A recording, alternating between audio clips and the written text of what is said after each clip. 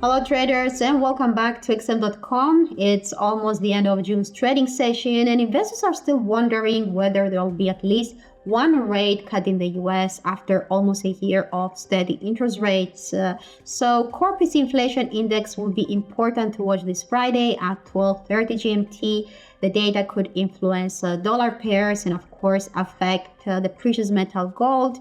And in this case, it will be quite interesting to see whether the Bank of Japan will finally intervene in FX markets to support the struggling yen, which continues to hit lows after lows. So at this video, I'll briefly explain my technical analysis on gold, pound dollar, and dollar yen. So having a look at gold, we can see that the precious metal has formed an interesting pattern. There is a head and shoulder pattern created at the top of this up leg. So I expect that I expect a break below 2285 to confirm this bearish formation and therefore trigger a decline towards the 2220. And if you look at the technical indicators, they're all signaling a bearish bias. The RSI below its 50 neutral mark.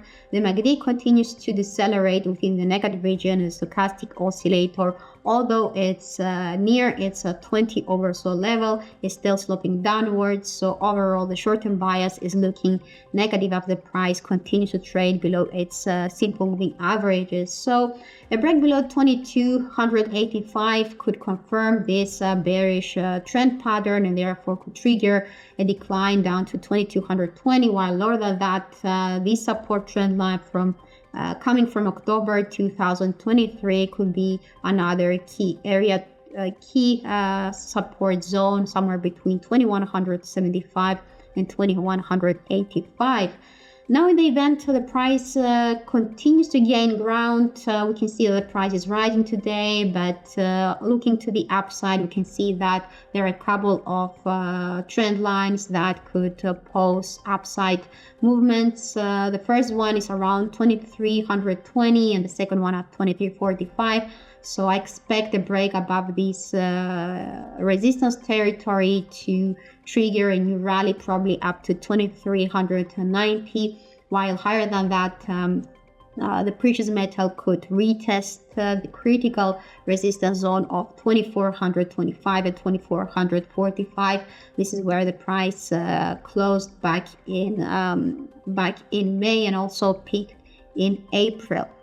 Now looking at pound dollar, well, this is holding a bearish bias as well. We can see that the technical indicators are also sloping downwards. So the risk here is for the price to continue to move lower. So the first support could come around 1.2695, where the 200 exponential moving average is located. While lower than that, I believe that the price could pose around 1.2555 and around this key support trend line coming from the 2022 low at 1.2555 before it continues to move lower. Probably down to 1.25.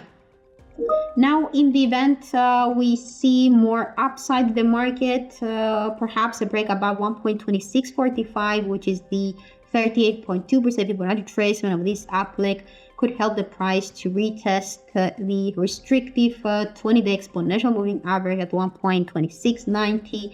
If that proves easy to break, then the next target could be the 23.6% Fibonacci of 1.2725, while slightly higher than that, the 1.2770 region could be important, since this is where this long-term resistance trend line from May 2021 is located. Another successful battle there could then drive us into the 1.2825 and 1.2859 region, where the price peaked back earlier this month. And finally, looking at dollar yen, this is an interesting pair to watch. The pair successfully closed above its April's peak of 160.20 and reached a new high, an almost 30-year high of 160.85.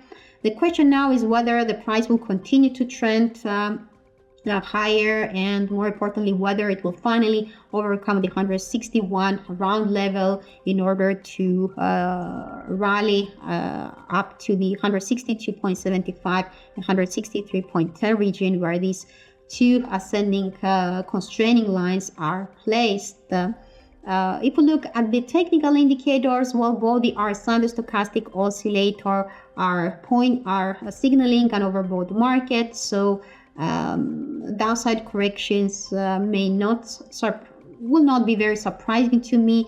Perhaps if the price slips down, it could initially retest the 159.35 territory where this former resistance trend line is located. Then below that, the price could revisit the 158.35 number where it closed back in April, and slightly lower than that, the 20-day moving average 157.70 could be the next pivot point. Perhaps we may see some consolidation before we move towards the next support trend line zone seen between 157 and 156.50.